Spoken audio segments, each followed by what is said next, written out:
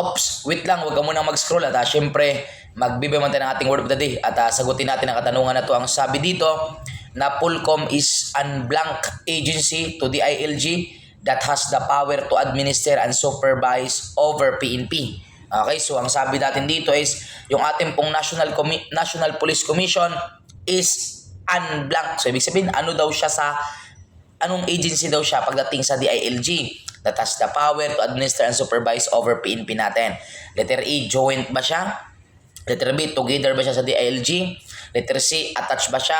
O letter D, connected ba siya? Tandaan po natin, ang NAPOLCOM is National Police Commission and yung ating DILG po is the Department of the Interior and Local Government. Emphasize po natin yung word na the, Department of the Interior and Local Government. Okay? So, tandaan natin dito, class. Actually, madali lang siya eh. Tandaan natin yung NAPOLCOM is blank. Ayan. Okay? Tandaan natin, class, kapag kasi, dapat ang kasunod na word niyan, dapat vowel sound. For example, yung mga sound na word na a, i, o, o. Vowel sound, hindi vowel letter. Vowel sound dapat. Kasi may mga letter na consonant pero pag idungtong mo sa word, magiging vowel siya. Vowel sound yung kanyang tunog. Tandaan natin, pag dapat yung kasunod vowel sound. Okay, yung mga a, i, o, o. Pero pag naman dapat ang kasunod nun is consonant sound. So kung yun pa lang, alam na natin yung sagot di ba?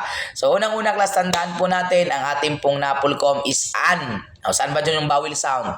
Diba? Saan ba yung vowel sound? Joint. Consonant yon. Together. Consonant din yon. Connected. Consonant sound din yon. Ito, attached. That is an attached agency to DILG that has the power to administer and supervise over PNP.